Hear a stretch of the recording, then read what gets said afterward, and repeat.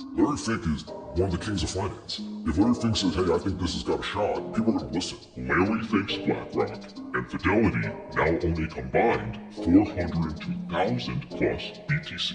So what's interesting is the messenger really matters.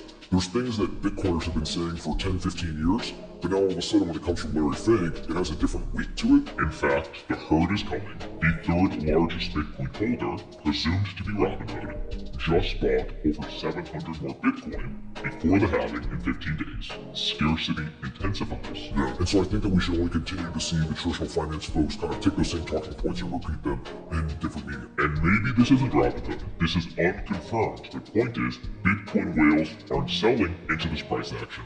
Bitcoin whales are buying. And as if on cue, following BlackRock, Morgan Stanley wants to be the first U.S. brokerage to fully approve Bitcoin ETFs for advisors to proactively offer it to any client. Bitcoin ETFs are currently available at Morgan Stanley to high net worth clients only, but cannot be offered unsolicited. Morgan Stanley, who has a huge client base, now wants to open this up to everyone. Yeah, it's like, every parent knows that, right? You can tell your kid something over and over again, and Taylor Swift says it, then it's right. Okay, let's put up this chart. And it should be noted that we're now over 4%. The United States Bitcoin ETFs currently hold 4.25% of the total circulating BTC supply. This is Wall Street right now. As BTC is dipping, the ETFs are buying. And before we talk altcoin news, it should be noted that Bitcoin surged 91% in the 51 days after the ETF approvals. How high could BTC go if this momentum continues? If Bitcoin continues this trajectory after the halving in April, it will hit $116,000 per coin by the 10th of May. And there's a risk we dip again, but the risk to reward is unprecedented. Risk-reward ratio, folks, this is going to blow your mind because you're going to see a lot of dots, a lot of bubbles up there, all confusing, except look at the top corner, right? Look at the top right corner, up there, all by itself. That's Bitcoin. The rest of those bubbles all jammed up, that's all the other assets, risk versus reward. So what does that tell you? Like, does it mean, to me, it means, okay, it still may be volatile, right? In the last 11 years, number one asset 8 times, the worst 3 times. Yes. So buckle up, boys and girls, but you want to be there? So if you go back over 10 years now, Bitcoin's compound annual growth rate for a decade is 60% or higher.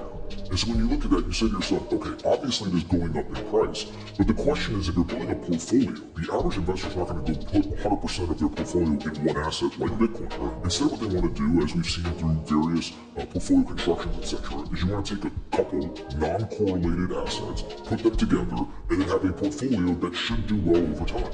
Bitcoin tends to be very low correlation or no correlation to traditional assets. It goes up a lot. It is volatile along the way. And so the key thing with Bitcoin is if you think that you're going to speculate, or you're going to gamble, or you're going to trade this thing, you probably aren't going to do so hot. But if you can simply learn to just buy an asset, hold it for the long term, Bitcoin's been very good to those investors, and I think that it will continue to do that. Now, if Bitcoin were to dip, and this is one thing to note before we talk about XRP, is that funding rates, near record high funding rates, suggest that Bitcoin pullback is not over.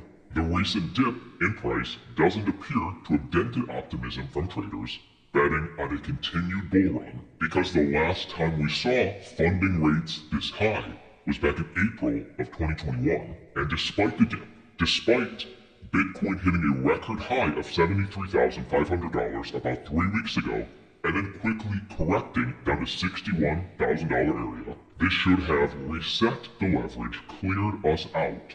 So the speculators are overwhelmingly bullish. Will we see a correction like back in 2021? Time will tell. Of course, the last time that happened in 2021, Bitcoin did not have any ETFs. And breaking, Ripple to launch US dollar stablecoin aims to compete with USDT and USDC. This will be issued on the XRP ledger because according to Chief Technology Officer David Schwartz, plans for the stablecoin will initially be issued on the XRP ledger and the Ethereum blockchain. And in a direct quote, what will be the ticker? Well, it's funny that the question you ask, we don't have an answer to yet. What's the ticker going to be? And what are we going to call it? you're just going to have to call it the Ripple stablecoin for now. So maybe USDX or USDXRP.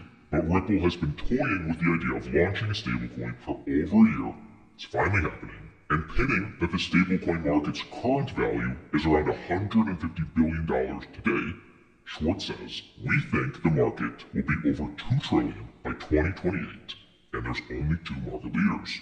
We don't think it's a winner-take-all ecosystem, particularly on the DeFi side. I actually think this is a really smart move, only because stablecoin, the trend, stablecoin, the industry, that trend is here to stay, and Ripple wants their piece. Is Mind AI the next pal?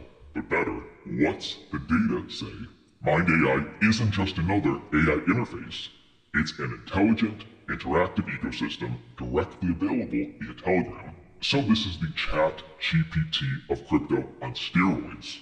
Thank you Mind AI for sponsoring this segment of the video, and they're aiming to be better than Palm AI, Pal AI, and just based on the metrics, over 70 plus personalized AI interactions, ChatGPT 3.5, 4, and 4 Turbo, 100% rev share, as well as reaching up to 200% staking APY. Let me take you through the Telegram bot together. But this is audited, which I like. They have over 5,000 members already, with over 1,000 plus users and over 1 million plus prompts. So relatively small, but growing steadily. Looking at competition, we see Mind AI. Mind AI wins in data endpoints, chat archiving, connection to machine learning. Palm AI has won, but also Mind AI has voice commands, multi-modality of interaction, 100% rev share, so it's aiming to be a better AI versus the competition. And let's test out the bot. Go on Telegram. And now on Telegram, let's start. Hi, I'm Mind AI Bot. Chat GPT-4 Turbo, now available in settings. Create images with DALL-E 3 in image generation mode, and you can send voice messages instead of text. Important notes, the longer your dialogue, the more tokens are spent with each new message. Write in English for a better quality of answers, and GPT-4 Turbo consumes 10 times more tokens than ChatGPT, so use it when you really need it. So obviously we could do image generation, we could do voice. Today, let's just keep it basic. Let me start by command new. I'm traveling to Dubai for token, or for a conference. Plan my trip for a 30-year-old man. Alright, that sounds like an exciting trip, Austin. Here's a suggestion, or here's a suggested itinerary for your conference trip to Dubai. Obviously, we could keep tweaking this, keep asking this to specify. And by the way, I am just skimming the surface of what this can offer. We see the different chat modes that it offers. So again, you can choose artist if you want, coding assistant if you're a developer. Ooh, Eva Elfie mode if you want a woman, I guess. Psychologist, English tutor, etc. Anyway, link down below. Always cool to check out what is being built. And interesting news or graphic for ICP. When it comes to blockchain and Web3, there is nothing you can build that can compete with those built on ICP. So they're claiming Binance, Avalanche, Solana, Ethereum claim to be decentralized, but are backed by the most centralized companies. Yet ICP is different. I'm gonna have to look into this. And news for the base ecosystem. Bonsai 3 just integrated base. We are bringing our no-code toolset for anything Web3 to the base ecosystem. From now on, base users can deploy tokens and create launchpad sales without the need to code. So this is the plug-and-play WordPress for AI and Web3. And news for Star Heroes. Gamified staking is live. And just as a reminder, Star Heroes is the #1 esports space shooter with over $1.6 million prize pool and over 400,000 plus pre-registered players. So obviously anything connected to esports, pretty big. This one also powered by Microsoft Grant and GameSwift. And the news today, like I said, gamified staking. This is a way, especially if you play the game, if you like crypto games, you can earn more tokens via their airdrop, via participating. One of the emerging games on Arbitrum. And final week until the roast of Altcoin Daily. Last chance to grab your tickets. Just for one more day, the flash sale has been extended. We are more than 70% sold out.